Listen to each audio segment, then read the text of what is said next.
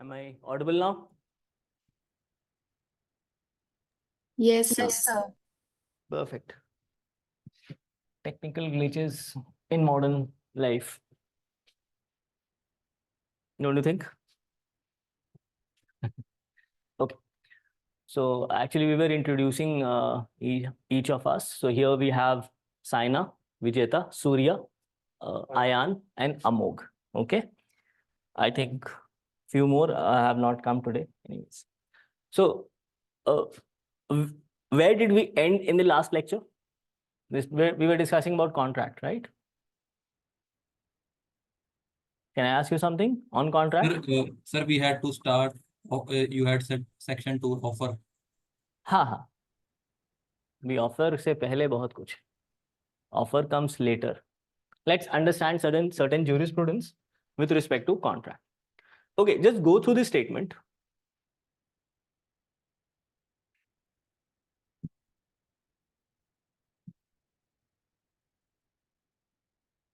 Just go through this one. ये वाला. I'll highlight in blue.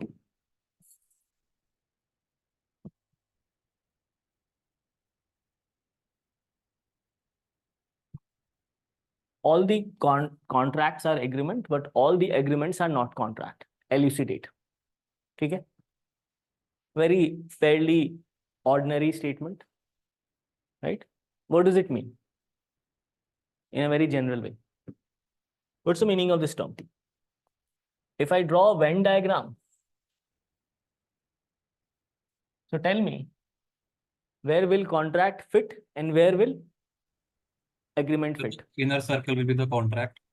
Inner circle will be the contract. ठीक है? And outer circle? Agreement. Agreement. I'm sure this will help you with your CSAT also. All A is B. Let's say this is A, this is B. And can I say all A is B, but all B is not A? Yes. Yes. Right. So we have to understand that what sort of agreements are there which are outside the realm of contractual obligation. So this is something which we need to understand. But let's revise again what we studied in the last lecture. We started with proposal or offer, right? Proposal or offer. Of course, in any contractual obligation, there are two parties at both end of the spectrum. So proposal is made to the person. When this is accepted, when this proposal is accepted, what does it become? Promise. Promise. Promises leads to what? Agreement. Agreements. After consideration agreement.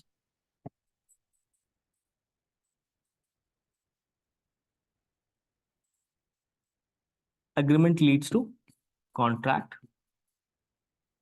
when enforceable by law. When enforceable by law. Of course, in between, there is also the element of consideration.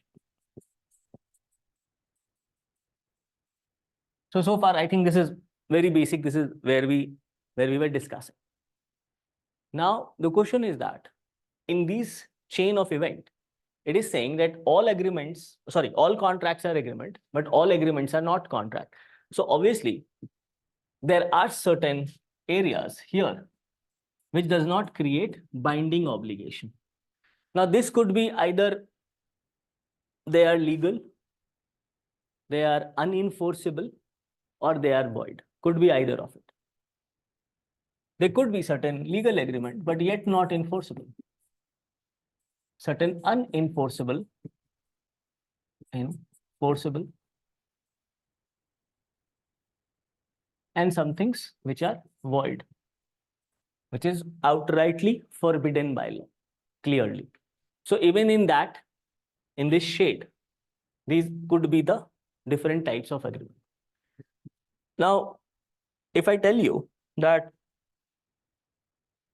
agreement or promises made between blood relations, let's say between a brother and a brother, brother and a sister, or between a husband and a wife, they are on a different footing. Or social obligations or social engagements are on a different footing than commercial engagement. Would you agree? Can I say this? Can I take the liberty to say that social agreement are very different from commercial agreements? Yes, sir. Or is there an exception? Yes, sir. Yes, sir. They are different, right? So what you are implying is that two brothers can never enter into a contract, or a husband and a wife can never enter into a contract? Sir, they can enter into Sir, a can contract, enter. but there should be an intention to enter into a legal relationship. Yes, there has to be that intention to enter into a legal relationship. It's all about intention. This is what we'll study in IPC also. Ultimately, this is what it is. Can you define intention? What is the meaning of intention? What does intent mean? I intend to do something. What does it mean? What does it signify? Willingness to. Okay. Anyone else? There is a conscious willingness. Conscious willingness. Okay. So you have added one extra word, conscious willingness.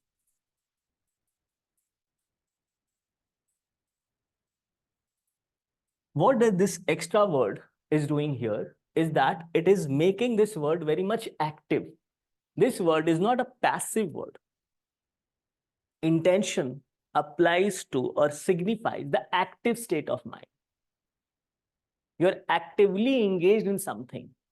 And I'm saying you're passively engaged in something. Of course, there's a difference, right?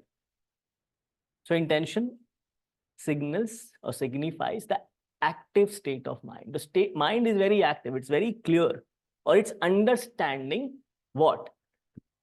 The consequences which might happen whenever someone says yes or no to any kind of an agreement or any kind of an offer. Agreement to be, it comes later.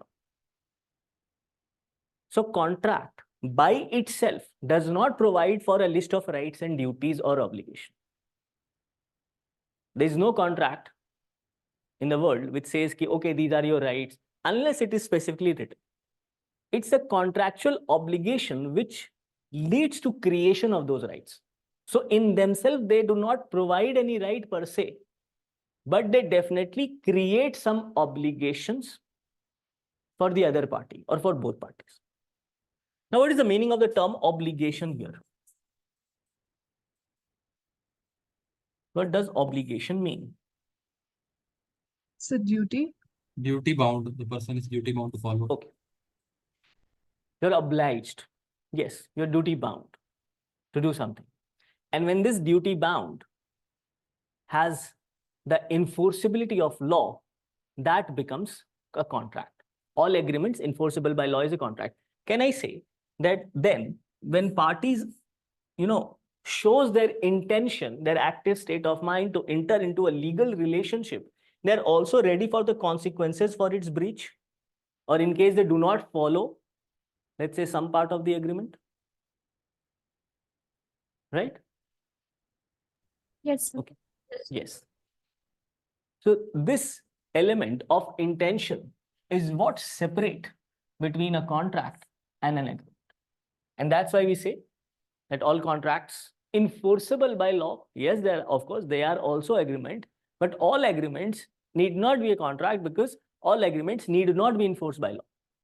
Let's say an agreement in restraint of trade or an agreement in restraint of marriage. Both are void.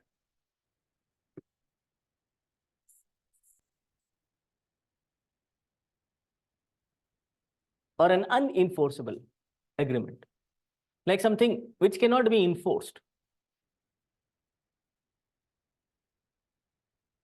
And there are agreements, of course, which are legal, yet there is no intention to enter into a contractual obligation. For example, a husband telling his wife that I'll buy you a gold jewelry, but he is not able to. Is there a legal obligation? Is there an intention to create that kind of a legal obligation? So No.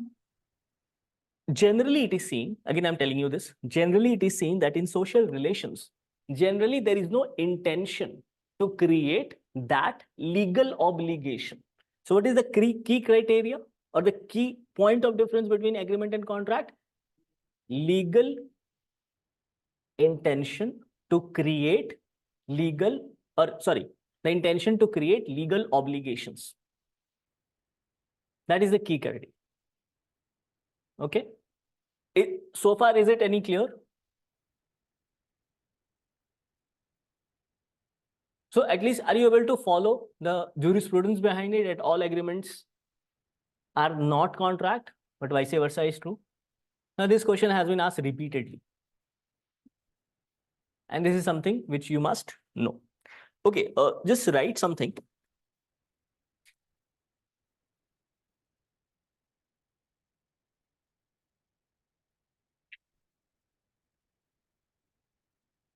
Right? Just write Sir, can we proposal. say hello? Yeah. Can we say intention to create legal obligation make difference between the agreement and contract? Yes, of course. That is the difference. So just write this, that what is a proposal? Just write proposal hyphen. When a person signifies another his willingness, proposal hyphen. When a person signifies his or her willingness to do something or abstain from doing anything, to act or abstain. When a person signifies willingness to act or abstain from doing anything.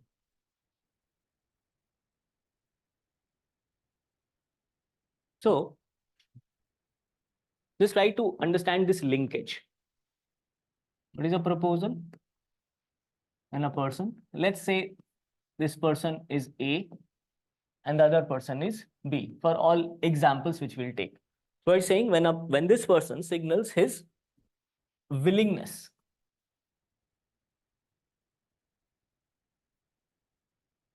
to do or abstain from doing anything,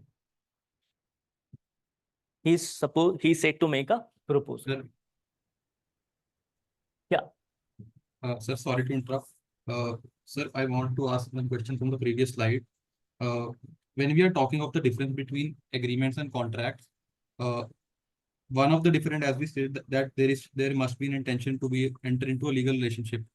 But is this the only difference, or there are other forms of agreements, or This is the key difference, but of course there are other aspects as well. We'll come to that. okay. I'm just trying to initiate a discussion with respect to what are agreements and how it can be differentiated with respect to contract. Of course, there are other aspects. Okay. Okay. Now, why has A initiated such a proposal? What's the purpose behind it?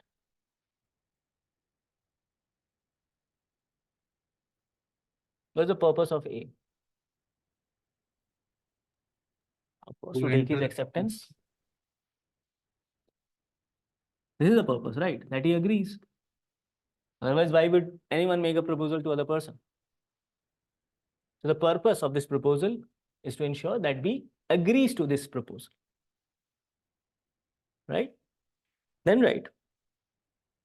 When B accepts the proposal,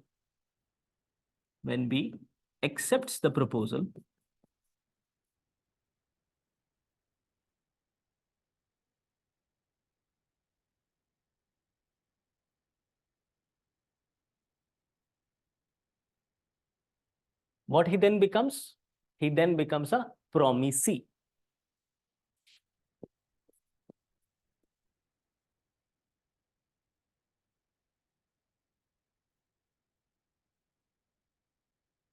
Earlier, now here A is called proposer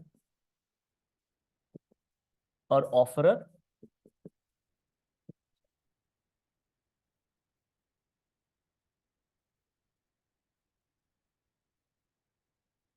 Until the time B has not accepted, he is called proposee or offeree. And when B accepts it, B becomes a promisee. Why? Because a promise is created. Right? Okay. Just write this. A is the promise. A is always the promise or the proposer or the offerer. Just write. An important aspect of proposal is communication between A to B and back from B to A.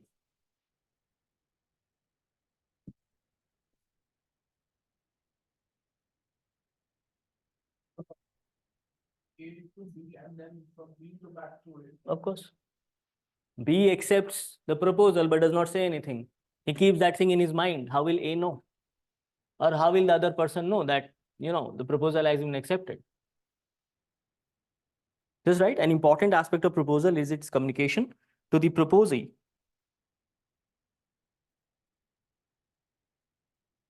or the person whom the proposal is made.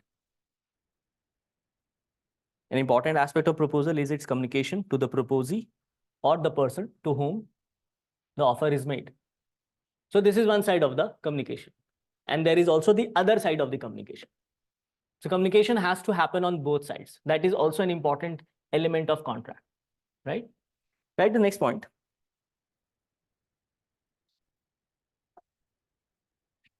The word signify under the definition of proposal means, the word signify under the definition of proposal means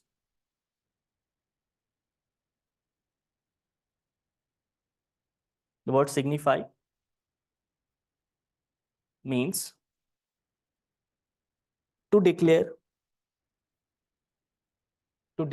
or communicate to the other party. So the word used in the Contract Act is signify. So it simply means to declare or communicate to the other party.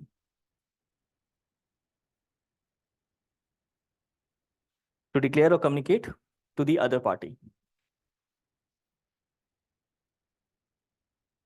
Next question comes. What should be the next logical question? You tell me.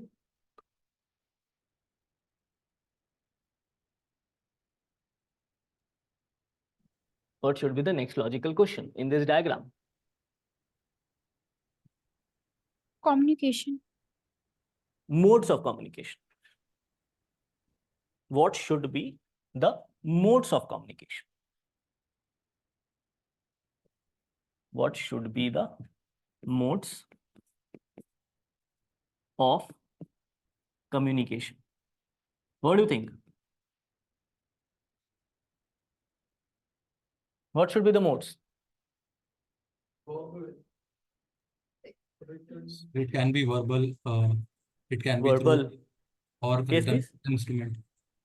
Written. So it can be written, verbal. oral, or by conduct. One by one. Yes, Surya. If the conversation or consent takes place on WhatsApp or anything like that, is it valid? Because in Yes, it's valid. but like if anybody like uses my phone to like give it a consent or then what? And then that becomes a circumstance. Let's not digress from the basic aspects. That could be as an exception that someone taking your phone and you want to say no, someone is saying yes. Okay, that is an exception. That's a different thing. But for the general, it's that if it's on WhatsApp, it's valid. Yes, of course. E-contracts. Which law governs e-contract? IT Act, of course. So this Information could be technology.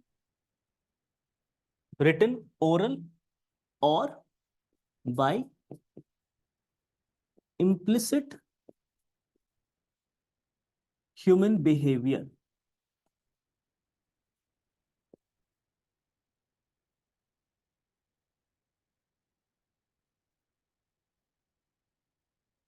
Now these two, I'm sure these two are clear to you, that either someone says outrightly yes or someone writes it down, either in a piece of letter or let's say either through the internet or using WhatsApp or email, these type of modes of communication.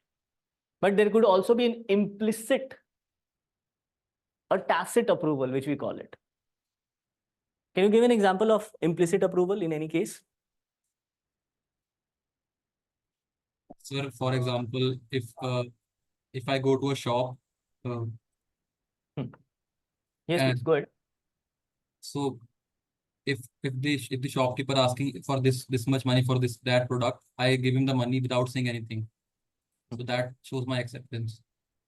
Okay, could be one of them. Yes, Surya. If I'm at a mango shop and like the shopkeeper is saying, I'll give you two mangoes for like 200 rupees or something like that. हाँ ठीक है मतलब yeah. Yes, Vidhi. So I drive into a parking lot and get a receipt from the machine. Yeah. Is that a contract? Not, I mean, once we have walked into the parking Okay, lot. I'll extend that. I won't take your example. Let's say I go to a parking lot. I parked my vehicle. I got a receipt, right? But I left that vehicle for 5 days. Can they claim compensation from me? If yes, on what grounds? And if they can claim compensation from me, then was there any agreement, either tacit or written or oral? You getting my point? Just extending what you're saying. Yeah, totally agree. So in society, in general, we come across a lot of these instances. You're going to a restaurant, eating, the bill comes, you don't pay. I'm just saying, hypothetically. Or let's say Anjali ordered pizza and Vidhi gets the pizza and she eats it. But unfortunately, it is Anjali who is paying it. Can Anjali ask from Vidhi for the compensation amount? So these are some day-to-day life examples, and that's why we say that in day-to-day life, in terms of social aspects, social obligations, generally we don't, even by behavior, we don't, the aspect of legal or intention is not implicit or explicit. But in this case of pizza, this becomes very much an explicit or implicit human behavior. Now, outrightly, this is not provided in the Indian Contract Act, also referred as quasi-contracts. I think somewhere around section 68, somewhere 68 to 70s, somewhere there. Yeah. The same concept here from jurisprudence is someone is going on the road. They, find a bundle of notes. Let's say that note is worth 50,000 rupees. Can they claim it? When yes, when no? Anyone? Suppose someone finds my wallet. I have my wallet. I have 2,000 rupees in my wallet. But I also have my name and my address. Okay, I'll increase the amount. I have 10,000 rupees in my wallet. Someone finds it. Yeah.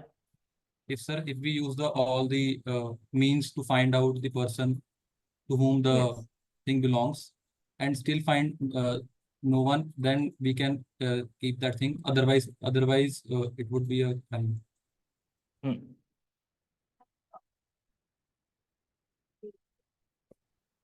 Bailment gets attached. Some aspect. Yeah. So these are some examples, right?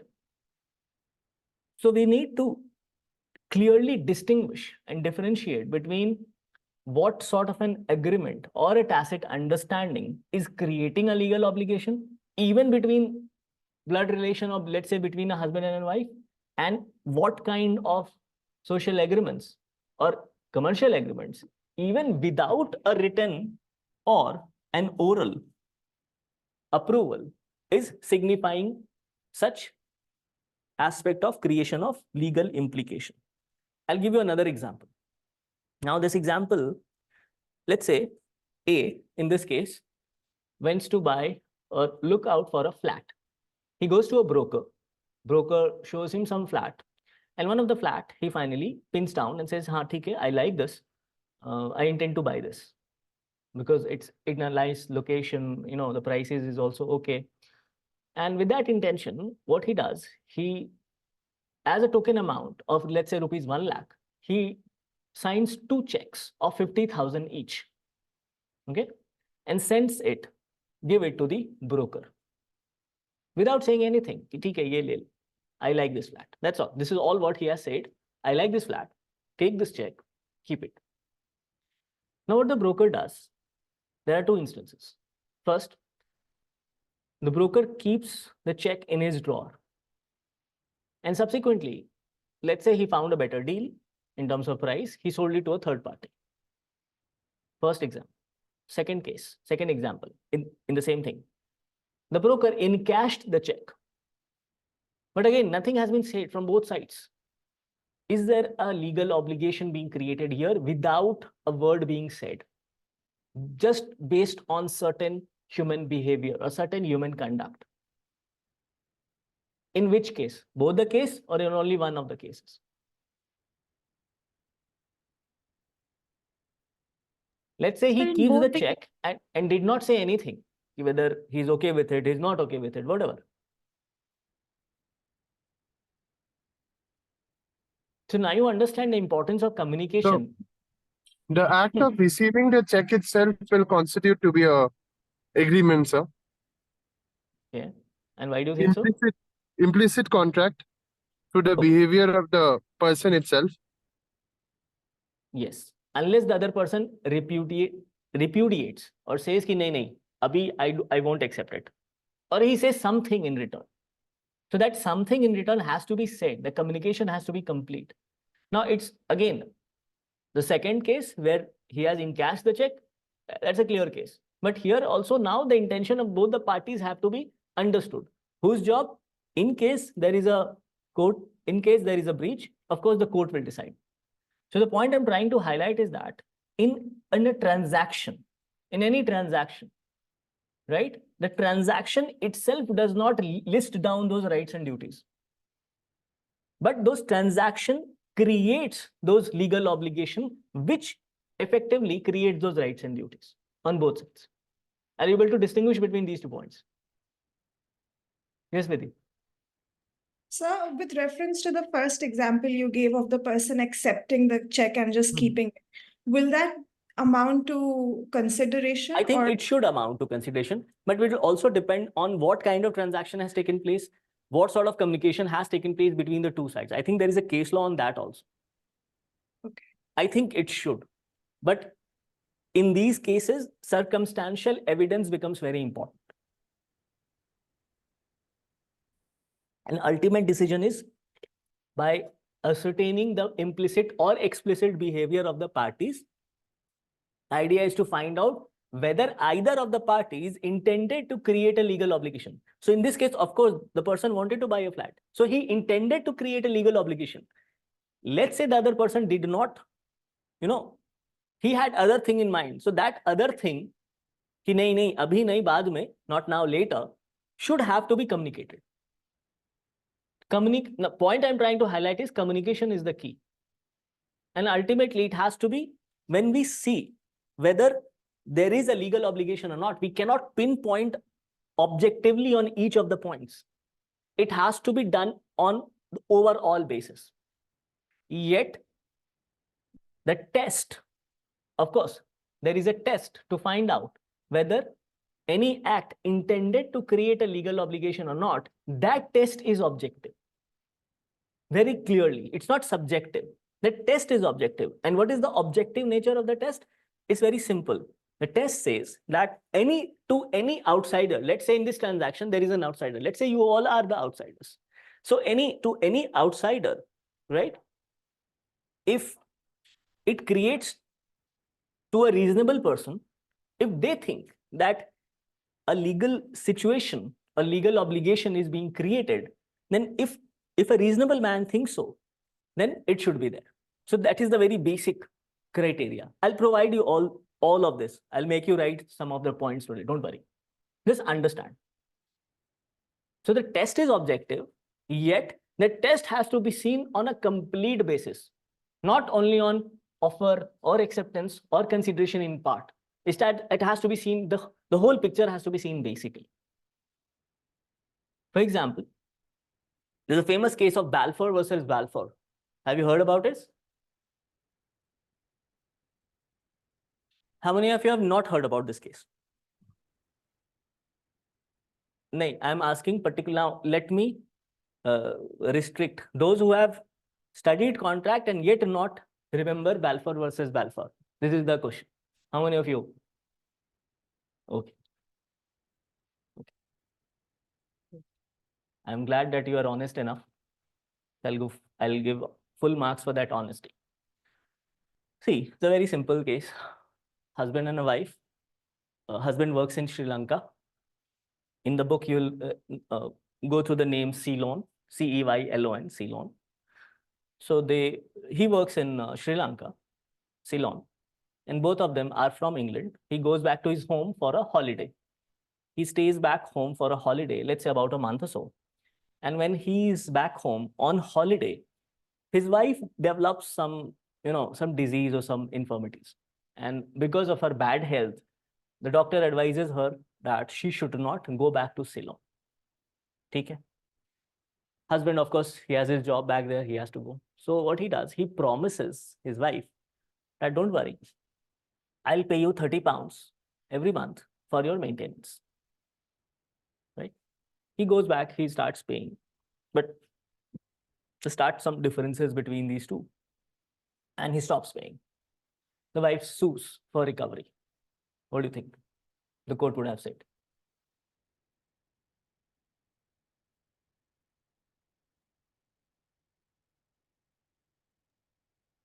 Sir, there was no intention to create a legal. There was? No intention to create a legal relationship. Yes, there was no intention to create legal relationship. This is what the court says, because generally in a social obligation, particularly between, correspondence between husband and a wife, it is generally not taken to be having that legal obligation unless outrightly it intends to say so. Right? So there has to be in a social relation, particularly between husband and wife, for an agreement to have legal obligation, there has to be an explicit understanding either through written, oral, or even human behavior. Now, so there are examples on both ends of the spectrum with respect to social obligations. So there's another case, very famous. Here, there is a daughter who is working in Indian Embassy in United States, sorry, in Washington. Jones versus Badminton. So she's working, she's happy. She's working in Washington. She's working in Indian Embassy, and she also has he has a son. She has a son, but she is divorced. Her mother stays in Trinidad, okay? And her mother wants that her daughter should stay with her. So she proposes that do one thing, leave your job, go to England, study law, okay? Come back to Trinidad and start practicing. And till the time you are in England, I'll foot your bill. I'll provide for your maintenance. And for that purpose, to achieve that end, what she does, she buys a house in England. A part of it is given to the daughter to stay while she studies law. And part of it is rented out, of course, for commercial aspects. Now, I think she was supposed to do law in 3 years, but she couldn't complete within 5 years. And in the meantime, she also remarried. Okay. And there was also some issue between mother and daughter. And the mother stopped paying her these amounts which she was paying for her day-to-day maintenance. She sued. What do you think now? What would have court said? Is there a legal relationship?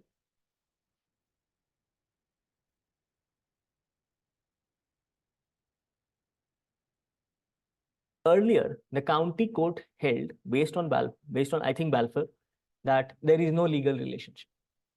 But the mother appealed to the Court of Appeal in England. Court was bifurcated here also. So this decision was 2:1. Two judges were of the view that there is no legal obligation as such. But one judge, Judge Salman, he highlighted that no, there does exist a legal relationship. Okay, so 2:1 ratio.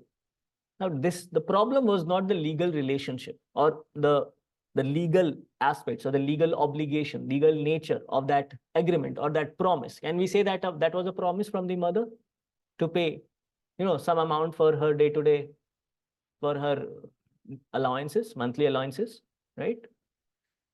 The court also said, even if we say, let's say, even if we agree that there exists a legal relationship, but it does not mean that the mother was supposed to provide her that allowances in perpetuity or forever. The period of law course was 3 years. She had already done or was there for 5 years. And because of that, the mother stopped paying. Although the court stated that even if we consider that if there was a legal obligation, then it couldn't have gone in perpetuity. But this was the minority view. The majority view was that the two judges' view was that no legal obligation was there, and there was a legal obligation, and the court gave the decision in favor of the mother that she need not pay this forever. So again, even with respect to social obligations, there are cases on both sides of the spectrum.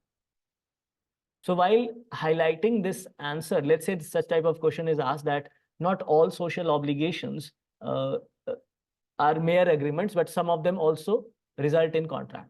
So you need to give examples or case laws on both front. Are you able to understand what I'm saying here? On both sides. On one side would be Balfour versus Balfour, and on the other side would be other cases. So this is something which we need to understand here. So are you clear with this? So whatever we are discussing so far in this connotation? Okay, then let's write few points.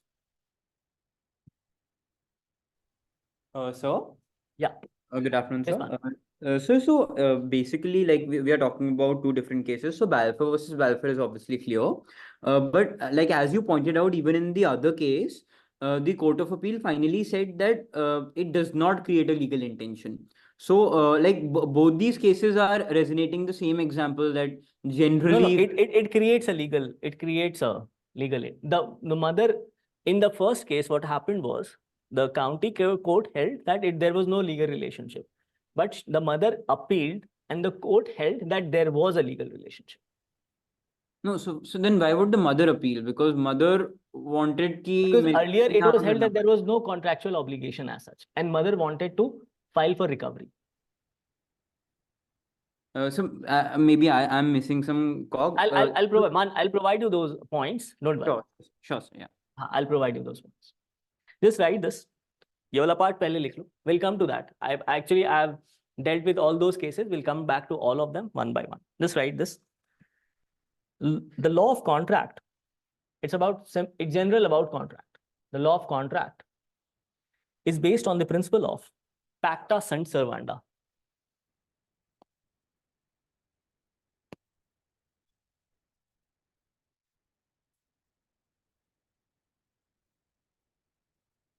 Law of contract is based on the principles of pacta sunt servanda. Have you heard this term? In international law. What does it mean in international law? Binding nature. Yes, all agreements are binding.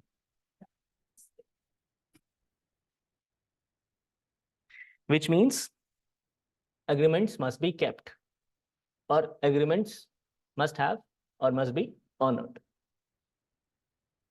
Which means agreements must be kept.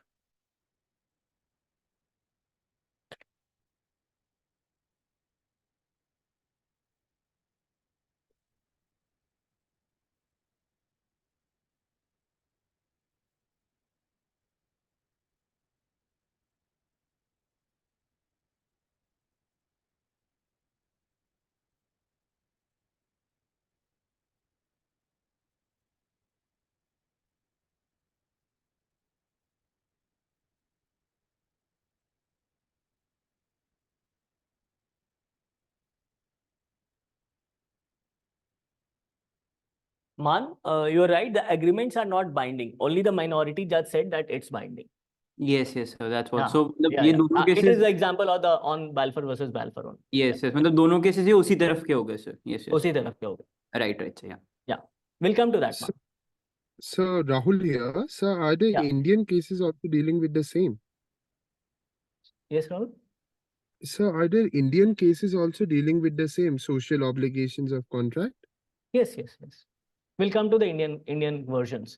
Once we Okay, are yeah. done with this, yes, there are Indian cases also. Yes. Just have patience. This is what we are trying to lay the foundation for the law of contract. Sir. Next point, Yes, law sir. of contract does not lay down a number of rights and duties. Law of contract does not lay down number of rights and duties by itself. Law of contract does not lay down number of rights and duties by itself.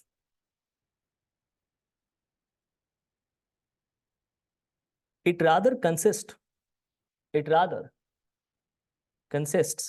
of a number of limiting principles. It rather consists of number of limiting principles. It rather consists of number of limiting principles, subject to which the parties may create rights and duties. Subject to which the parties may create rights and duties for themselves. It rather consists of a number of limiting principles, subject to which the parties may create rights and duties for themselves, which the law will uphold.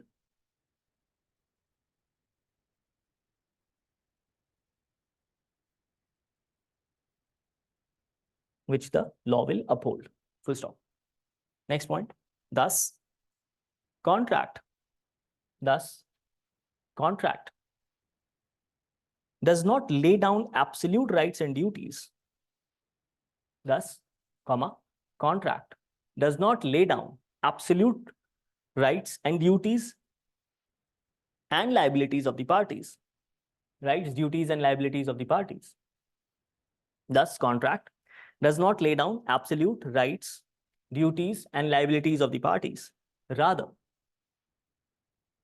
it lays down only essentials of a valid contract. Rather, it lays down only essentials of a valid contract.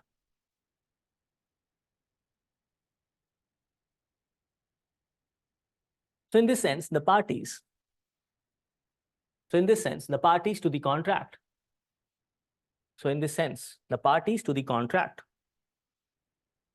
Make law for themselves.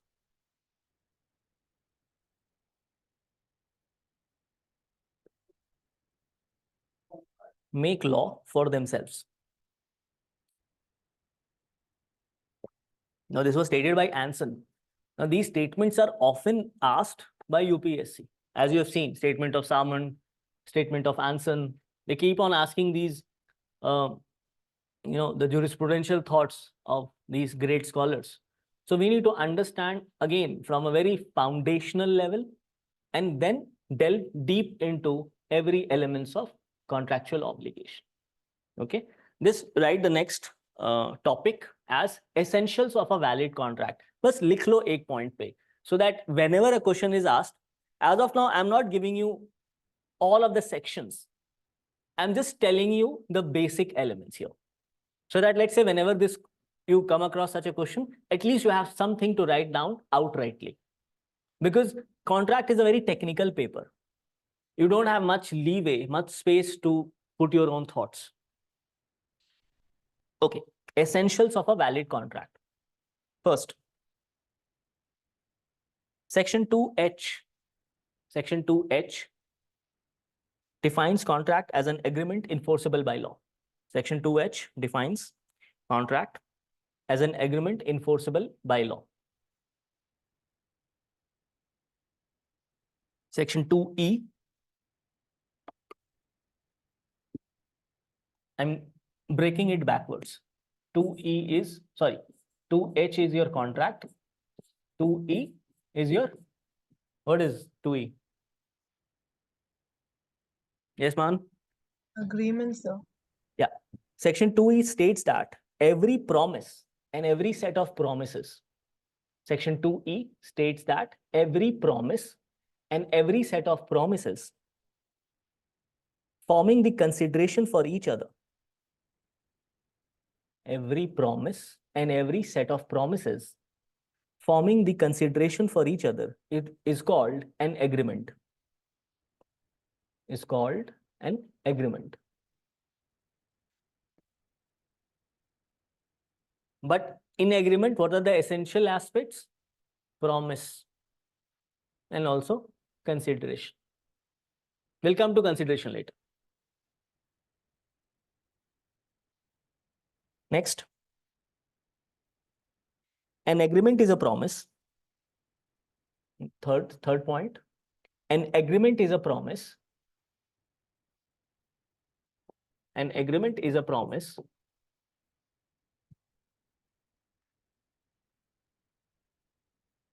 and a promise is an accepted proposal. An agreement is a promise and a promise is an accepted proposal. I hope you can understand it backwards as well. The chain in a contract or chain in a contractual obligation. Where does it start? Next point, please. An agreement is a promise and a promise is an accepted proposal. Thus, every agreement is made up of a proposal or offer. Thus, every agreement is made up of a proposal or an offer from one side. Thus, every agreement is made up of a proposal or offer from one side and an acceptance from the other. It's okay? And an acceptance from the other. So there are two sides to the spectrum. One proposes, the other accepts.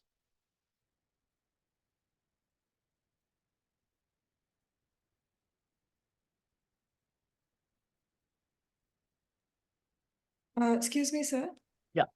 These sections 2H and 2E are from the Indian Contract Act, right? Yes, yes. Whatever sections I will provide you, all of these are from Indian Contract Act. Yes. But see, I'm sure you must have noticed so far that we'll also refer to some of the common law judgments, the British judgments, right? Because the establishment of these contractual obligations dates far back. And we'll talk about the modes of communication particularly and also its mode of revocation.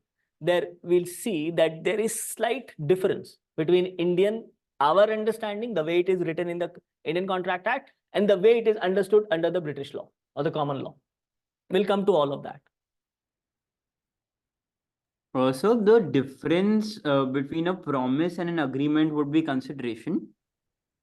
The difference Between a promise and an agreement, if there is any difference between the two. promise and an agreement. Yes, yes, sir. Like if you have to differentiate these two. Because see, when we're talking about a promise, it's simply a accepted proposal. In that sense, yes, consideration is the differentiating point. Yeah. In terms of the definition. Yeah. So because 2E says ki when every promise and every set of promise forming the consideration for each other. Consideration for each तो other. मतलब जब दोनों तरफ से promise आ गया तो वो agreement हो गया और सिर्फ जब एक तरफ से promise है तो वो सिर्फ promise है. नहीं, promise, go back to promise, where promise is defined. When a proposal is accepted, simply, it becomes a promise. Yes, yes, sir. So proposal, when it is accepted, it becomes a promise. And these accepted proposal or this promise forming a set of consideration for one another. See, man, please understand consideration in a sense that let's say it is between A and B.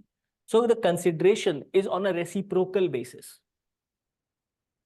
It's on both sides. The consideration part is on both sides. A for B and B for A. For example, A intends to sell a plot of land to B. Okay? generally we understand consideration as the amount. So let's say the amount is rupees 1 lakh. Yes. But yes. in this entire thing, A is offering to sell his land. B is offering his money Yes. Yes. Sir. to Yeah. A. Now read that statement, that definition again. So for promise or for agreement? Agreement. So every promise and every set of promise forming the consideration for each other is an agreement. Each other. Yes, अब yes. समझ में आ गया? Like you pointed out, कि if I am selling you a plot, so you are giving me that plot. That is the promise from your end, and from my end, I'm remunerating you Yes. for that plot. So Yes, that is the yes. promise from my end. Yes. Both things together make up an agreement. So basically, as you pointed out, that there is reciprocity. That reciprocity amounts to consideration. So this is agreement. But when we are talking about just promise, there's a possibility that it could be only unidirectional. Promise is unilateral. Sorry, Yes, promise it could is from be. the other side. Yes, yes, sir. When it is For accepted. example, for example, you promising me to take me for a treat, that is a promise. That is not an That's a agreement. promise. Yeah. Right, right. Yeah. So this is the fine line between a promise and an agreement, right? Right. right. Yeah. Thank you, sir. See, more than the fine line, what the point I'm trying to highlight here is that all of this is in a chain. It's a sort of a chain reaction. Yes, yes, sir. Yeah. Starting from proposal. Yeah. Promise. The proposal could have died else if, let's say, B did not accept it. Yes. तो वही खत्म हो गया. True. But how did it initiate further? Because he accepts it. He accepted it. Yeah. When he accepts it, it becomes a promise.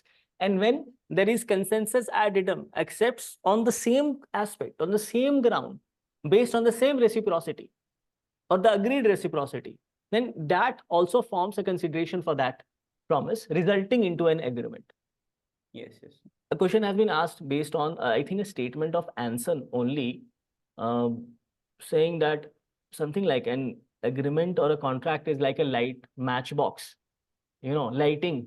ऐसे कुछ है, मतलब something on this note. So this is what it basically means, that it starts as a chain reaction from proposal, and once it is agreed, then it goes further, and it does not only stop at contractual obligation, but let's say there is a breach, it goes then further. Yes, yes. Yeah. That what it means basically. Right, right. Yeah. We'll come to each of it separately, man. We'll see proposal separately, acceptance and consideration. Consideration is a very heavy topic in that sense. Yes. Abhi, let's focus on the so-called, let's understand some of the key terms as of now. Then we'll delve deep into proposal first, then acceptance, their modes of communication, how it is different in India and England, and of course, consideration. Because जब हम proposal की भी बात करते हैं, there are many kinds of proposal. Yes, yes, sir. Just deviating a bit. Just an example is standard form contract. Have all of you heard about standard form contract? For Yes. example, of insurance policy, for example, when you buy shares in the share market, it's sort of a, very standard form, in the sense it's a common sort of an agreement for all of us. And either you agree or you do not agree. वो नीचे लिखा रहता है ना, terms and conditions apply, जो ad में आता है, and we able lawyers draft those terms and conditions very smartly, right? So now the problem with standard form contract is that it is heavy on one side, because there are big corporates involved, and the public as such has at times faces problems because first of all, they're not aware about these things. How many of us are legally aware? Yes, there is a very different, the bargaining power is very different from those two. So there are different types of proposal for general public, so many, but we'll see each of them separately. Okay. Abhi try to understand essentials of a valid contract. And today the purpose of this lecture is to separate social obligation from contractual obligation, because that will form the basis for entering into proposal. क्योंकि एक बार हम clear कर लिए कि ठीक है, ये contract है, ये contract नहीं है, अब क्या है उसमें, we'll start with the basics again. Yes, yes, sir. All right. So the last point is, which you written was, thus every agreement is made up of proposal or offer from one side and acceptance from the other. Okay. Another, just write this question first, then I'll give you. This question was asked by UPSC way back in 2001. Just write this question. ये लिख लो पहले, फिर इस पे discuss करते हैं.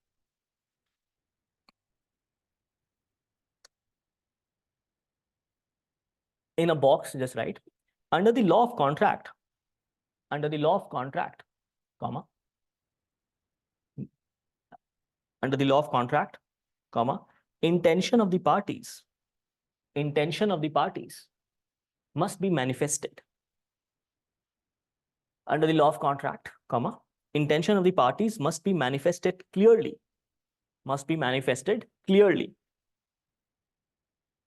so that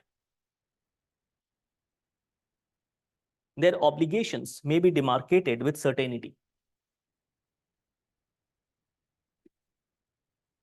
So that their obligations may be demarcated with certainty.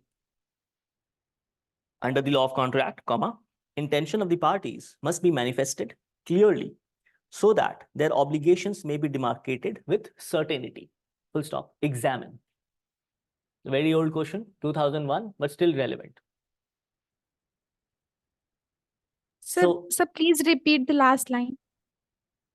So that their obligations may be demarcated with certainty. So that their obligations may be demarcated with certainty. Full stop. Examine.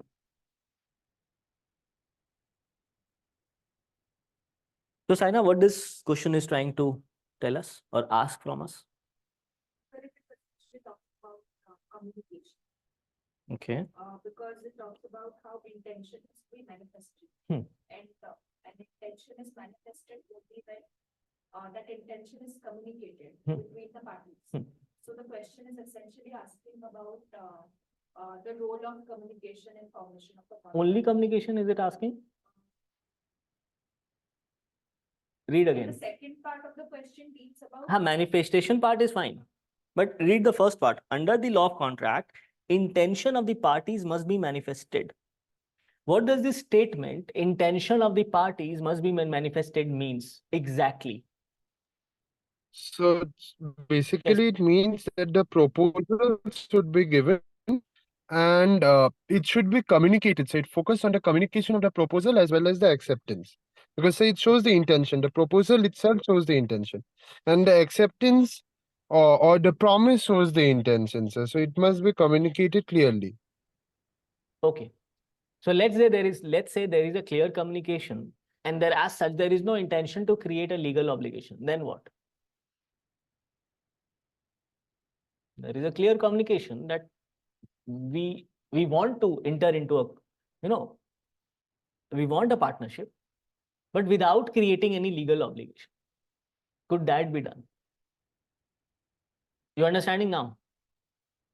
Yes, So sir. it's trying to ask you that thin line of difference where even again, where agreement could be separated from contract through the intention of the parties. Is it mere agreement or is it enforceable under law? Sir, the term, the phrase intention of the parties must be manifested clearly means that whatever the parties agree to, they must agree in the Yes. same sense. Yes. So there are a number of things. Yes, communication is an important aspect, but there are other things also. Consensus addendum being another important point. But yes, I think all of you are right that how will this consensus addendum be transmuted or forwarded to the other side? Of course, through communication. So yes, communication is the key, but communication also with respect to underlining the fact that whether they intend to create a legal obligation or not, that is also important. Sir, as you pointed out at the start, that if the parties are subjecting themselves to the consequences of that contract, that Yes. manifests the legal intention of parties. Because if you are subjecting yourself to the consequences, that itself shows ki yes, you have a legal intention of entering into a contract. Otherwise, it is just a normal agreement, which is not a contract. Let's say in that example of the person going to the flat, seeing the flat and paying the check to the broker, and the broker outrightly says, "Nahi, I cannot take it now. Let's wait." So is the broker then clearly giving his intention ki as of now, at that point in time, he does not intend to create a legal obligation? कह सकते हैं, ठीक है? So this is how we, in a very simple illustration, we try to differentiate between different law points. Okay. This keep this question in mind, because this is what we are discussing right now, and it is here where social obligations also comes into picture, or let's say obligation between husband and a wife. When can they be legally enforceable and when they cannot be legally enforceable, in that sense. Okay. Right, the next point. Excuse me, sir. Yeah. Sir, in that question, what points we have to cover answering this question? In this question, see, you Yes, sir. have to cover, first of all, understand what it is asking. It is asking that what is the importance of intention of parties, number one. Because that is the key, that is the crux of your question. How is the intention of parties separating different types of agreements? Sabse pehle. And if the intention of the parties is separating different kinds of agreements, then what are those different kinds? And how or why are they created? Is it a commercial transaction? Is it a social obligation? A relation between a husband and a wife? Or let's say a promise between friends or between a brother and a sister? Second, of course, communication. How it is being communicated. Whether it is communicated explicitly, implicitly, kaise ho raha? By words, by written document, or mere by, our intention. So all of that needs to be written. Don't worry about that answer. I'm just giving you this question so that you think. See, the purpose of any question, of course, we will discuss the answer and its structure, but it also to make you think that in what direction has UPSC or what direction has UPSC taken to ask questions. So far, I think we have discussed 2 to 3 questions. I have not discussed answers so far. I don't intend to discuss answers today. First, I intend to discuss these topics comprehensively. Then I'll ask answers from. Because it's also important to understand that whatever is being asked, why it is being asked. Why in that sense it is being asked. Okay? So don't worry, we have just started. Have patience. Just write this. Next point.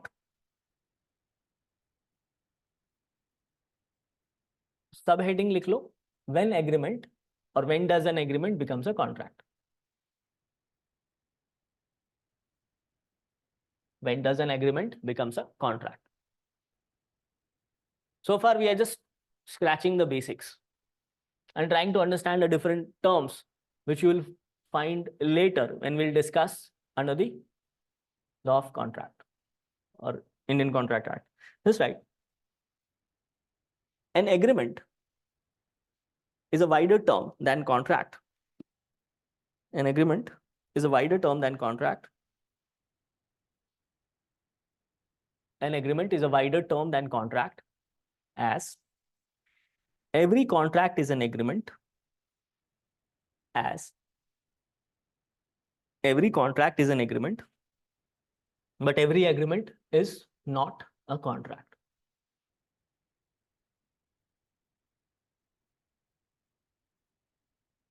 An agreement is a wider term than contract, as every contract is an agreement, but all agreements are not contract. Full stop. An agreement becomes a contract when following conditions are satisfied. An agreement becomes a contract when following conditions are satisfied. An agreement becomes a contract when following conditions are satisfied. First, offer by one party and acceptance by the other. Offer by one party and acceptance by the other. Second, intention to create legal obligations.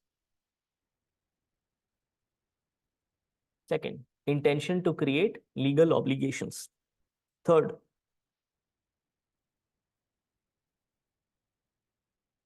there is some consideration or price. There is some consideration or price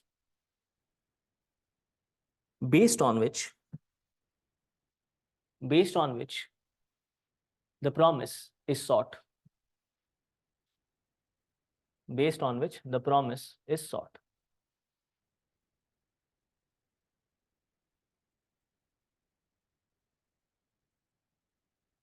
There is some consideration of price based on which the promise is sought. Fourth, the parties are competent to contract. The parties are competent to contract. Fourth point, the parties are competent to contract. So, right, minor, comma,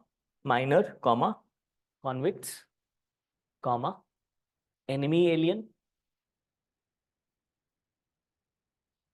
are incompetent to contract. हाँ, unsound mind, ठीक है. A person of unsound mind, etc. are incompetent to contract. Just listen, focus here. A contract with a convict, is it void or voidable? A contract with a minor, is it void, voidable? ठीक है, void है.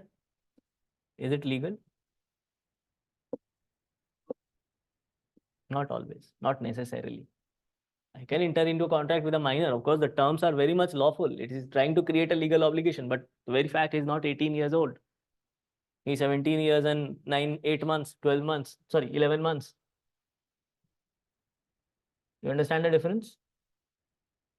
So there's a possibility that terms of the contracts are legal, but the parties which are to enter into contract are not competent to enter into contract legally. Nevertheless, terms of the contract, which could be very much legal. I want to start a joint venture, let's say with one of my cousins who is still 15 years of age. Legal hai, but could not be done because he's not attained the age of majority. Okay. So we'll come. Do you understand this difference? So, like it's legal, but it's not, but voidable. It's not illegal. I'm not entering into a contract with a minor to kill someone. I'm saying I want to enter into a contract with a minor to initiate or start a business. So the purpose to start a business is very normal. It's just that the other party does not have the competency to enter into a contract. Can there be such an example? No? So if he's a minor, he can't enter into a contract, then the contract is clearly No. voidable. I'm not saying that he can, of course he cannot enter into a contract, but I'm saying is the purpose to create a contract lawful at least? Yeah. That's all. Okay. Fifth point. Okay. We'll come to this point. We'll talk about minors contract. We'll talk about this one. Fifth point.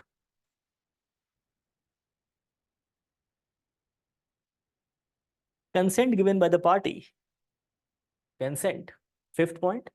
Consent given by the party is free and without any coercion. Consent given by the party is free and without any coercion or undue influence or fraud or mistake or misrepresentation.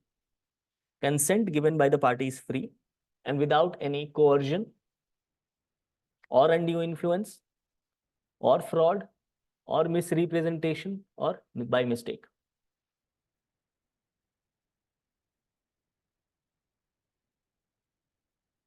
Sixth, the object of the contract is lawful. The object of the contract is lawful. That is not forbidden by law or opposed to public policy. The object of the contract is lawful. That is not forbidden by law or opposed to public policy.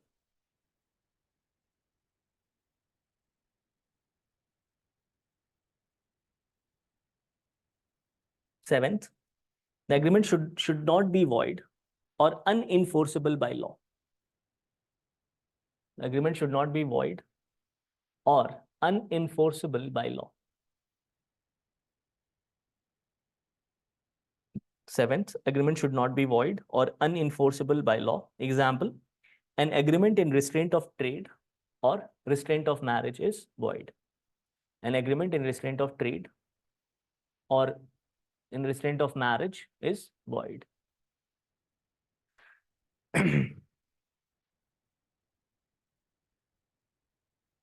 Eighth point. Which point did you miss? Eighth, the terms of the agreement must not be vague or uncertain or ambiguous. The terms of the agreement must not be vague or uncertain or ambiguous. The terms of the agreement must not be vague or uncertain or ambiguous.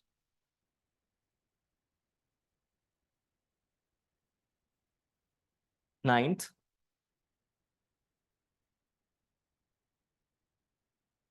the agreement must be capable of performance. The agreement must be capable of performance. As an agreement to do an impossible act is void.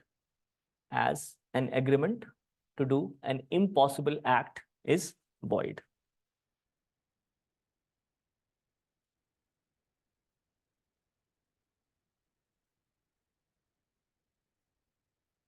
And 10th, legal formalities. 10th, legal formalities pertaining to the agreement must be fulfilled. Legal formalities pertaining to the agreement must be fulfilled.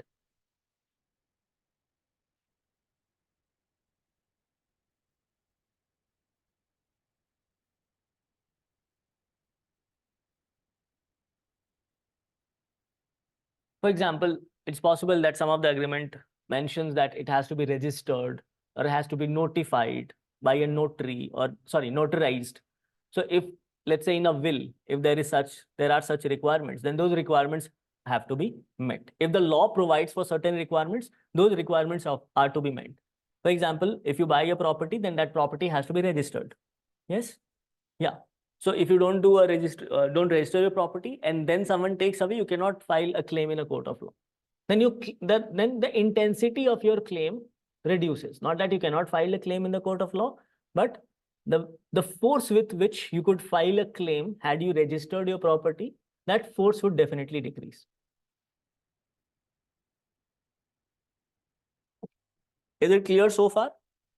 Any doubts? All right. Want to take a screenshot of this? You can take.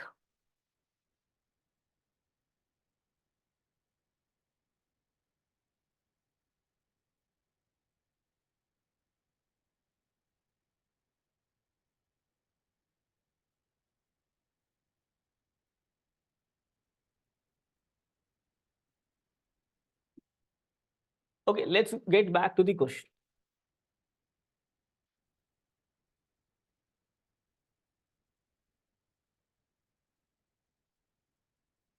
Go through this question, first one. Now, after having these discussions, that law of contract is not the whole law of agreements, nor it is the whole law of obligations. It is the law of those agreements which create obligations and those obligations which have their source in agreement. Critically examine. Now, are you able to follow this statement? What is the importance of creation of legal obligation in an agreement?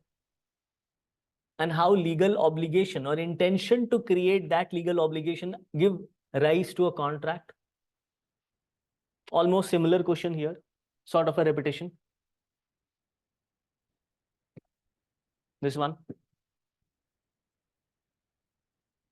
The law of contract is not the whole law of agreements, nor is it the whole law of obligations. But it also deals with rights and obligations of both. Any doubts in this question? With respect to whatever we have discussed so far. Some part still remains, we haven't discussed it completely, but still whatever we have discussed, at least are you able to follow what, the approach which this question is demanding from you?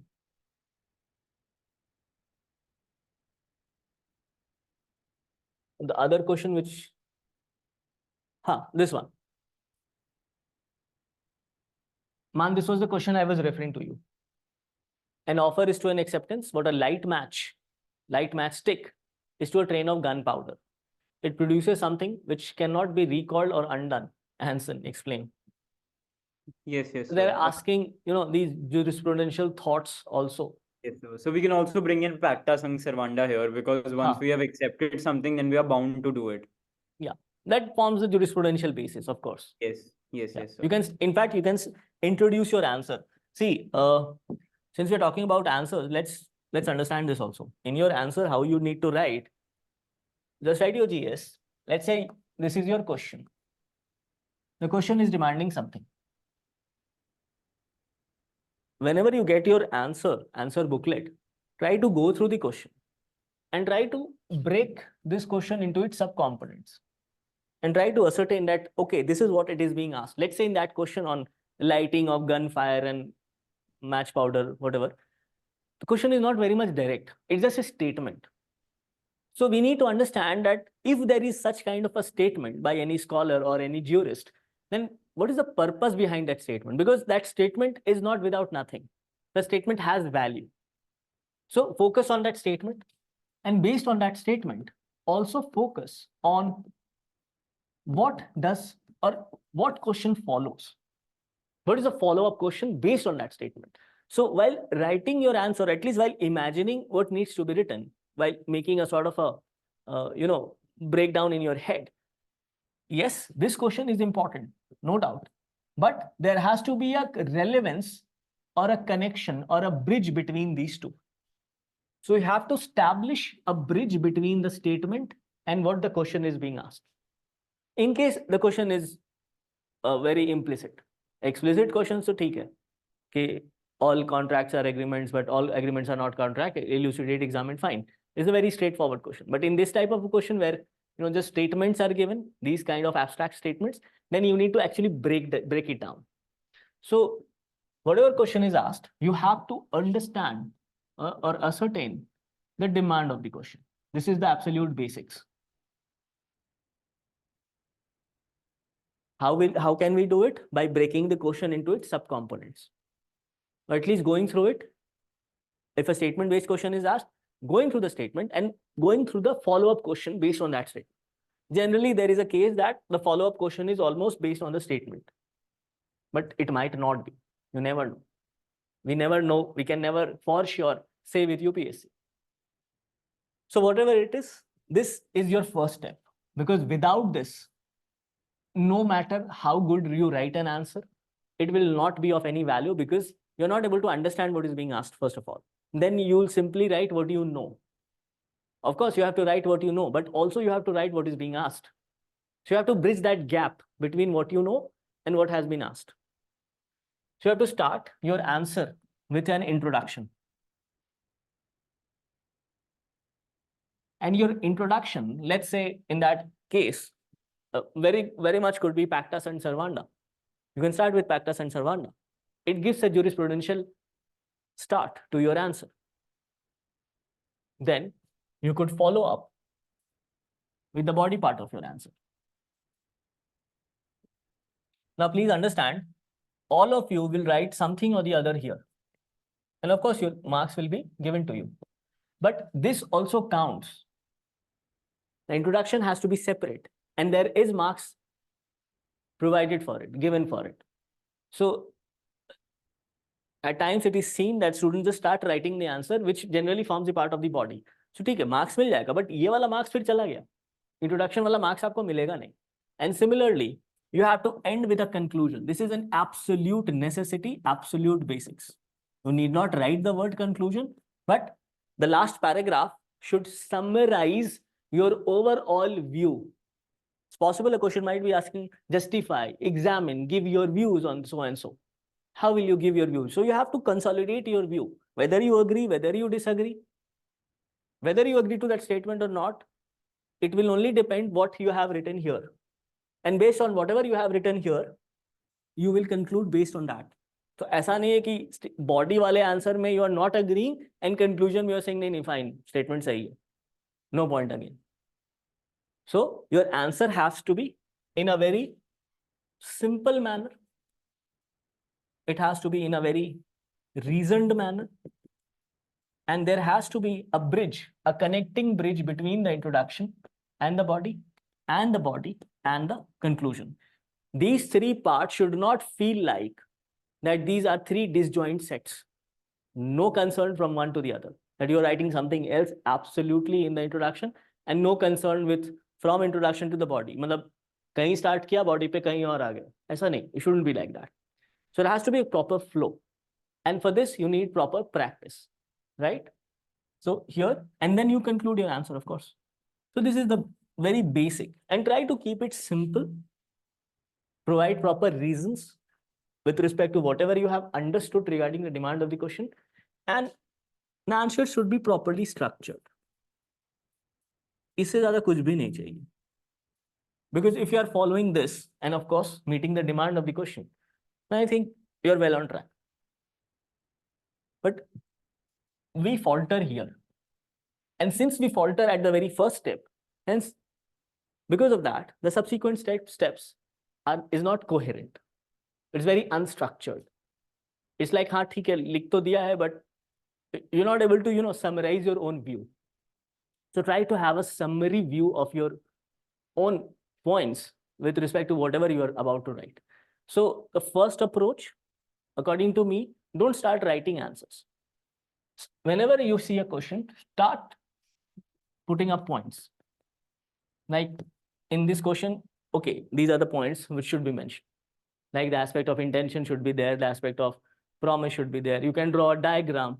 Start by these small things. Don't start writing by your own complete answers. As in, you can do that. There's no point, there's no problem there. But because it's better if you start with these, because it will provide you a sort of a structure, sort of a reason for these answers. Okay? Any doubts so far? All right. Coming back to social obligations. So just write your subheading as social obligations. Just write social obligations hyphen intention to contract.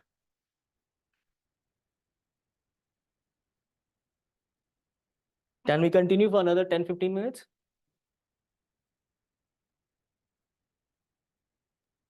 You okay with it? Yes, sir. Okay. Let's try to sum this up. The subtopic is social obligation hyphen intention to contract. So here also in terms of social obligation, again, the idea is to ascertain or to find out whether even between those relationship or between husband and wife, or let's say between brother and sister, whether there was an intention to create a legal obligation or not. Okay, just write this. Intention of the parties. Intention of the parties is to be ascertained. Intention of the parties is to be ascertained from the terms of the agreement. Intention of the parties is to be ascertained from the terms of the agreement and surrounding circumstances. And surrounding circumstances.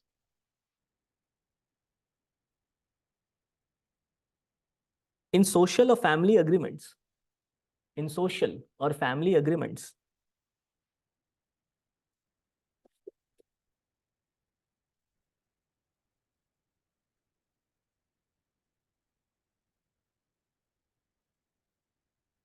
in social or family agreements, the parties do not intend to create legal obligations. The parties do not intend to create legal obligation.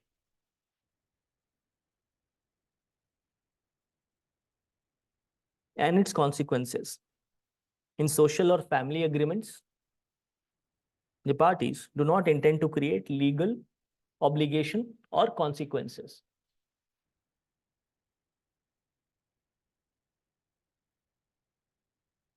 Full stop. Whereas in business or commercial transactions, whereas in business or commercial transactions, whereas in business or commercial transactions, it is usual that the parties, intend to create legal obligation and also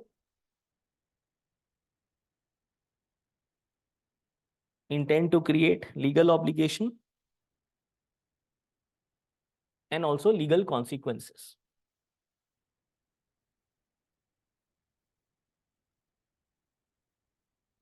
So basically, they are committed by legal obligation and intention for legal consequences. Thus, law of contract.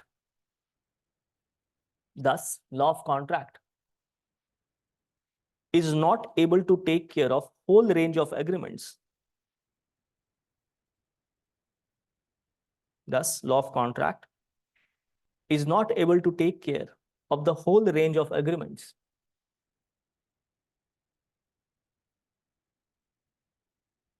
Thus, the law of contract is not able to take care of whole range of agreements, and many agreements remain outside, and many agreements remain outside its purview, and many agreements remain outside its purview because they do not fulfill the requirement of a contract.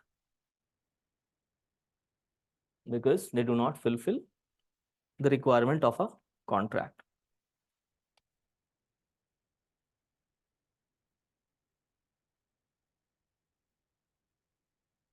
In every such agreement,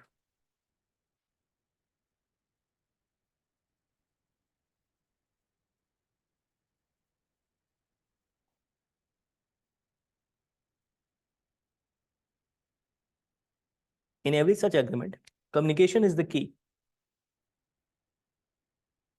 In every such agreement, communication is the key, which creates legal obligation.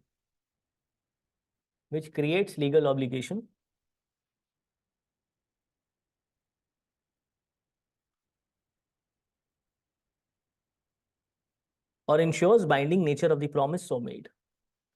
Or ensures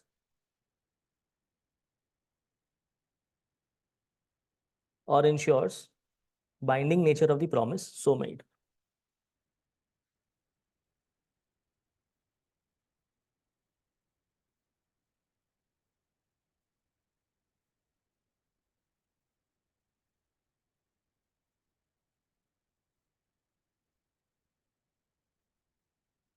Lord Atkin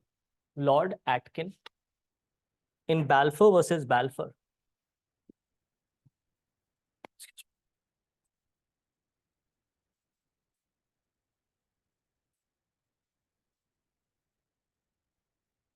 Lord Atkin in Balfour versus Balfour. This right, I'll explain.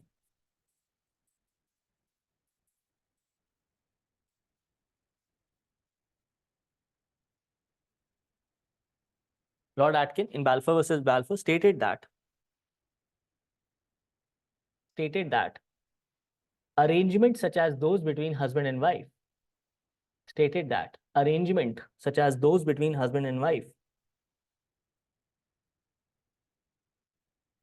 Lord Atkin stated that arrangements such as those between husband and wife are outside the realm of contract. Agreement between husband and wife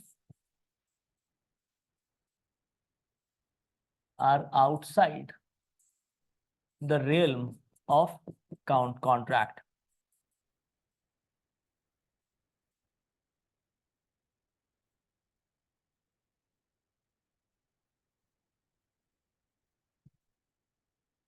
Are outside the realm of contract altogether.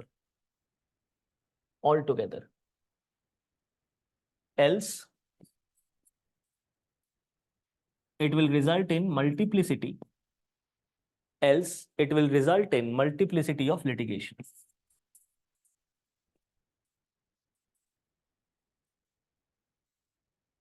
Else, it will result in multiplicity of litigations. Isn't it? Every time the wife will sue. Okay. Next point. So this is the case, Balfour versus Balfour was the case where both husband and wife went to England on So leave. Yeah. Sir, I have a slight reservation with Justice Atkins' term altogether. Because, like you pointed out earlier, that there can be cases and exceptions where even social contracts can be binding and that such can be inferred by the terms of the contract. So, this altogether term is He generally says in a very normal way that, right. not in terms of an agreement, but like sort of a promises between, normal talks between a husband and a wife, in Yes, that yes, sense. right. Yeah. Yeah. Not from a contractual sense. You were saying? Okay. So, in this case, both husband and wife were in England for holiday.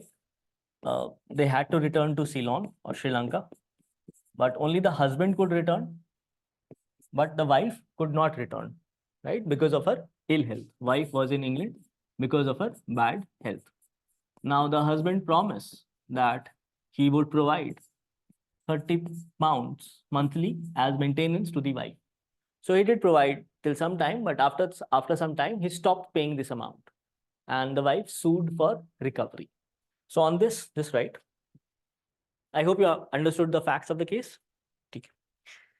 This right, the wife could not only sue him.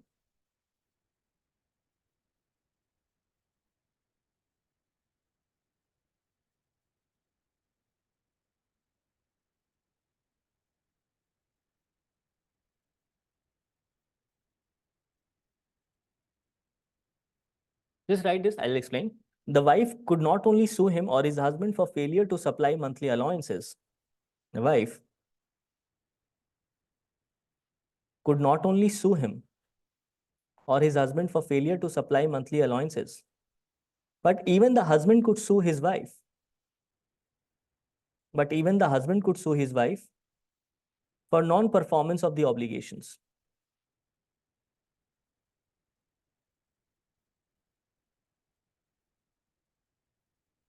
The wife could not only sue him or his husband for failure to supply monthly allowance, but even the husband could sue the wife for non-performance of certain obligations, express or implied, which she had undertaken upon her part. Express or implied, which she had undertaken upon her part. Now, by saying this, the court is saying that if we allow such type of agreements between husband and wife to enter into the realm of legal obligation, then there would be multiplicity of proceedings. It's not only that wife could sue, even the husband could sue on a number of occasions. So the idea altogether was to avoid such kind of multiplicity of proceedings with respect to social obligations. Now, this was a very generic case, right? So the court held that the reason why such agreements are not sued upon, the court held that the reason why such agreements are not sued upon, the court held that the reason why such agreements are not sued upon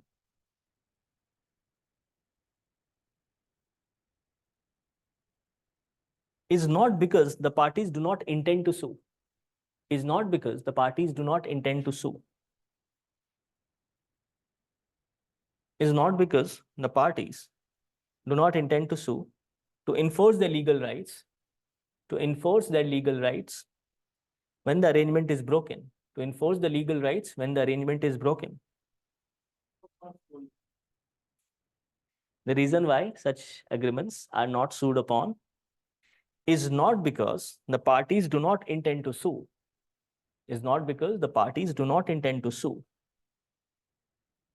to enforce their legal rights when the arrangement is broken, when the arrangement is broken, comma, but they are not sued upon because,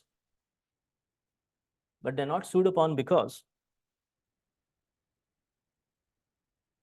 parties to such an arrangement, they are not sued upon because the parties to such an arrangement never intended that they should be sued upon. Never intended that they should be sued upon. But they are not sued upon because the parties to such an arrangement never intended that they should be sued upon. So I think this was the whole idea behind this judgment. Man, are you able to follow here the purpose for this particular point provided here? Yes, sir. Yeah. Okay, so this is with respect to Balfour versus Balfour. Next case is McGregor versus McGregor. Now this is on the other side of the spectrum.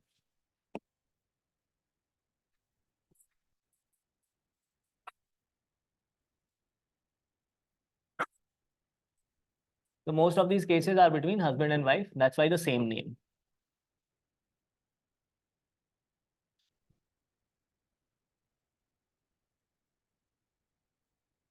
So this was the case, McGregor versus McGregor, which basically resulted in a legal obligation between the two parties. So just right, there was a binding agreement between a husband and a wife. In this case, there was a binding agreement between a husband and a wife.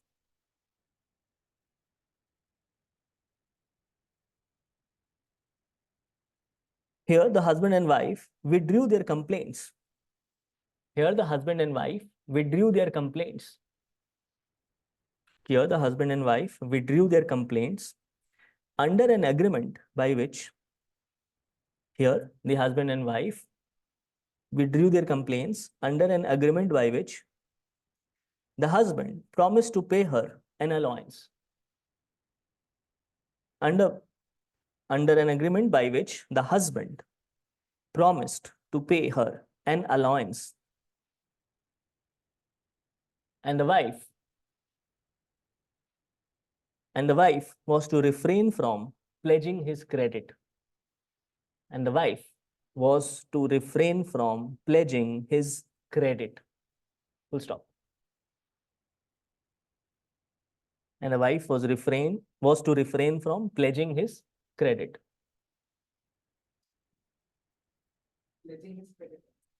Pledging his credit का मतलब हुआ कि could not use his credit in that sense. The agreement was held to be a binding contract because they not only agreed for something, one person to do something, the other person not to do something, but they also intended to have a legal consequence for it, or intended to at least create a legal obligation for this. That's why it was said to be binding. So ऐसा नहीं है कि any agreement between husband and wife is always a social binding or in terms of a social nature. There could be legal binding agreements if both the husband and wife tries to agree in the same manner, in the same sense, right? Next case, just write this and we'll end our discussion today. Jones versus Padavitton.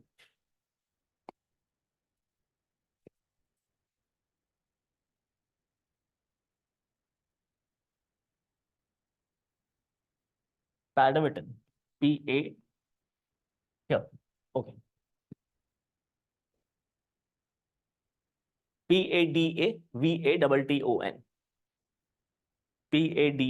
Padavton.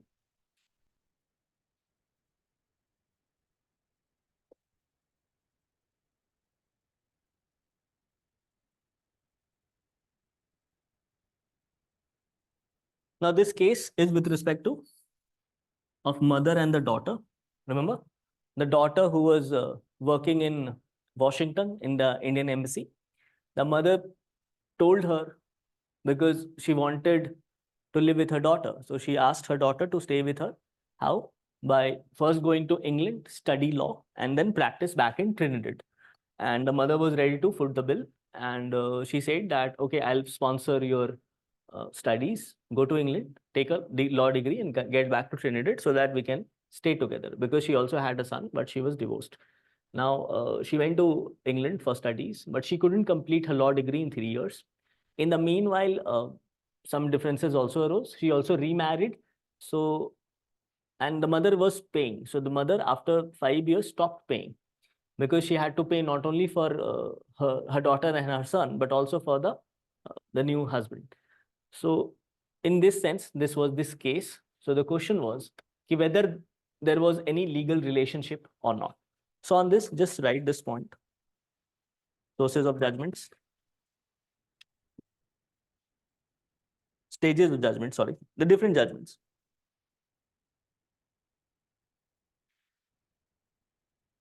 The county court in this case, the county court or their lower court. The county court held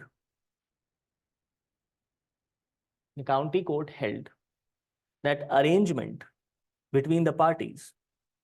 The county court held that arrangement between the parties was intended to have contractual obligations. The county court held that arrangement between the parties, that is the mother and the daughter, was intended to have contractual obligations.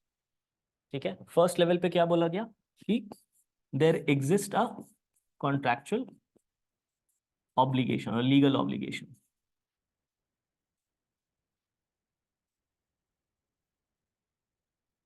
So because of this judgment, the mother appealed.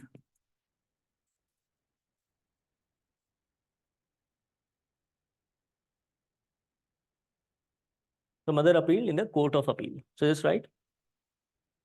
Now the Court of Appeal gave a 2:1 verdict.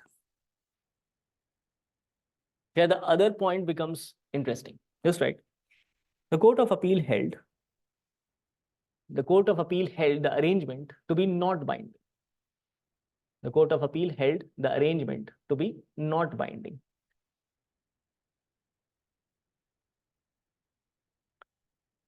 This verdict was divided. This verdict was divided as two judges held. This verdict was divided as two judges held that the affectionate ties between the parties, that is mother and the daughter, the affectionate ties between the mother and the daughter at the time of formation of agreement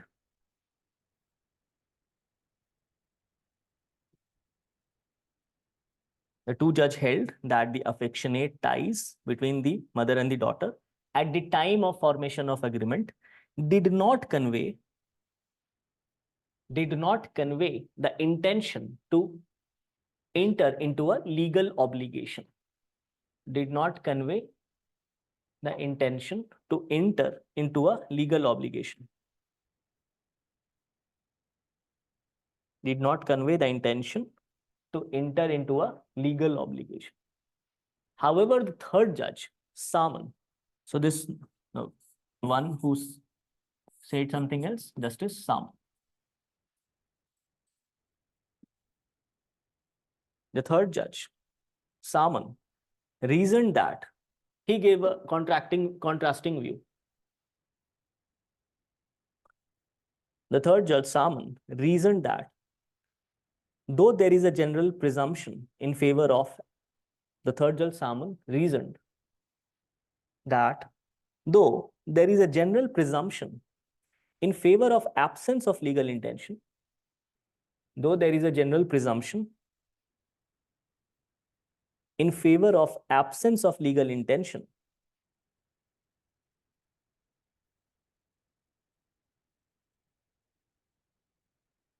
when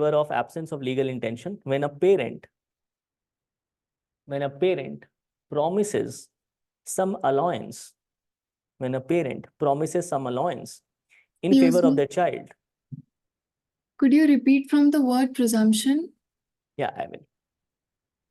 The third judge, Saman, reasoned that though there is a general presumption in favor of absence of legal intention, though there is a general presumption in favor of absence of legal intention, when a parent promises some allowance in favor of the child, when a parent promises some allowance in favor of the child, but this present arrangement is not an ordinary one. So basically, he highlighted that this is not an ordinary arrangement which we generally see in terms of social obligations. But the present arrangement is not an ordinary one. Full stop. Applying the objective test, just write this, I'll explain this later. Applying the objective test,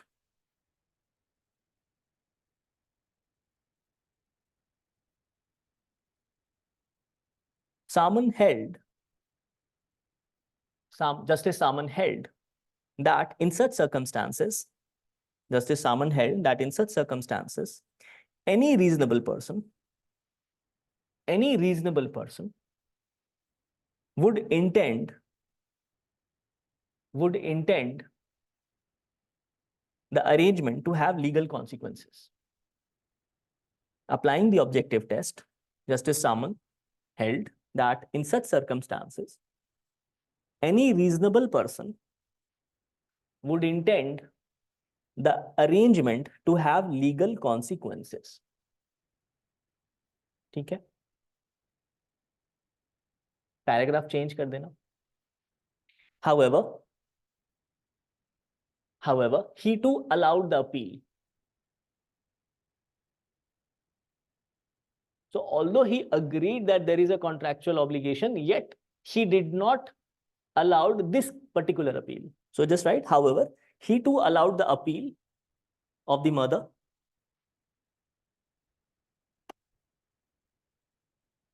on the aspect of limitation.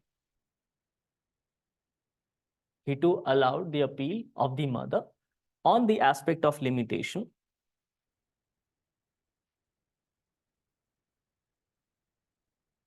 As even a contract between a mother and a daughter,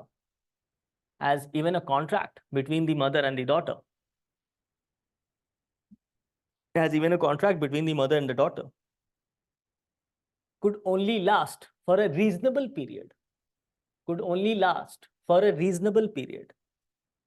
as the contract or as the agreement between the mother and her daughter. Contract between the mother and the daughter could only last for a reasonable period.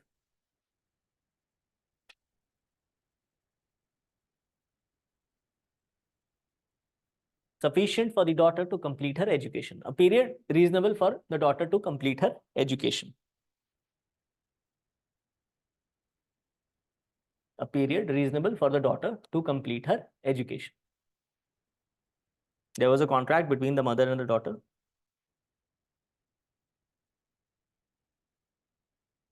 And the agreement could last only for a period reasonably sufficient for the daughter to complete her education. Full stop. And 5 years, continuing education for 5 years, was more than sufficient for this purpose. 5 years was more than sufficient for this purpose, that is completion of education. Hence,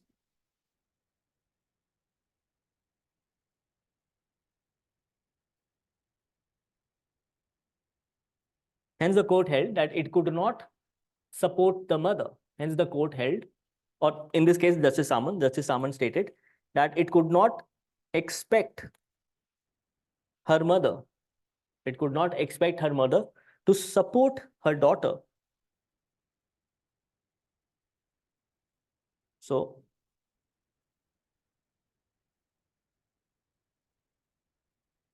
not expected her mother. What did you write? Just repeat the last statement.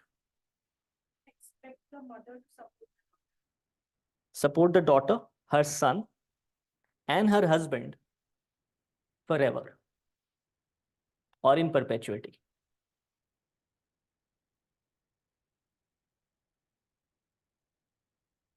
So Justice Salmon makes so much more sense, because initially when we talk about the decision of the daughter to go to London was based on the promise of the mother. So yes, for certain period of time, the daughter was actually dependent on the mother. So he makes more sense when he says कि कुछ time तक legal obligation था. हाँ, that's right. कुछ time तक है. मतलब अगर ये limitation aspect नहीं होता, if this limitation aspect was not there.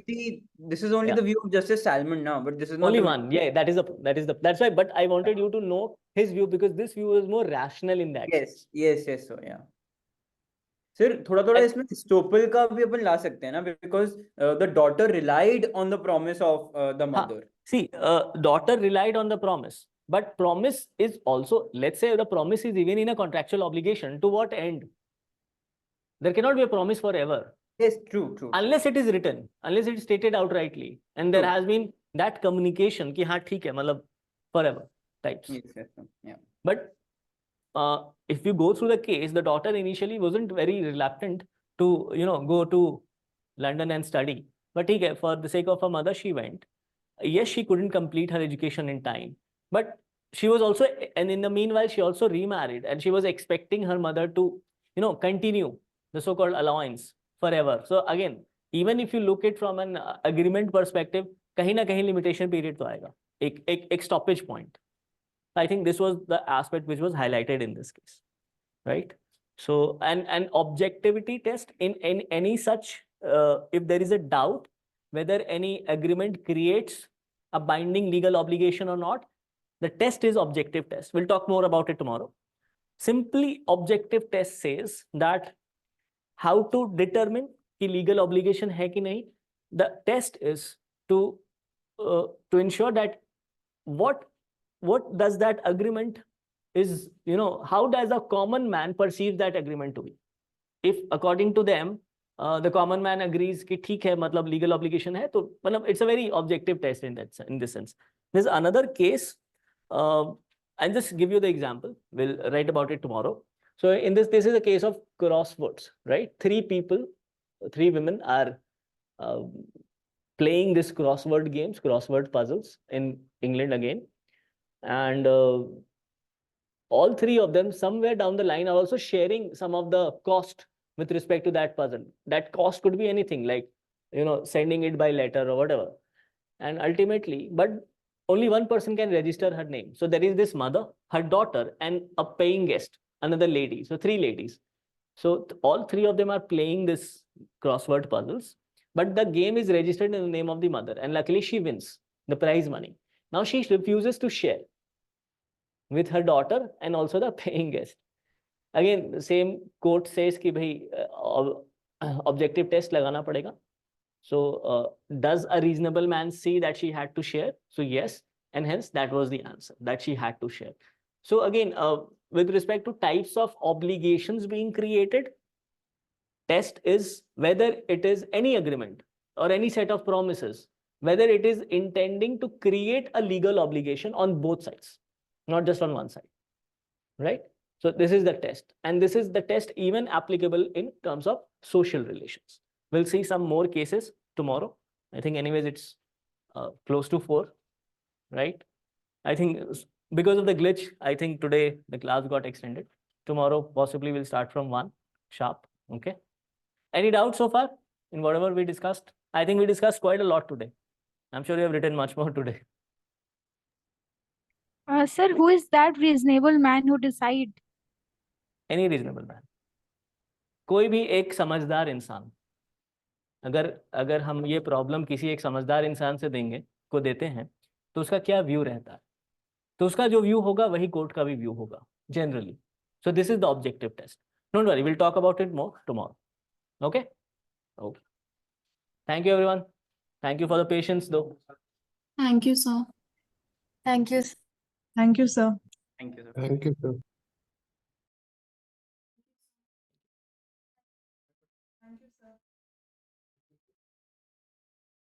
बोलो.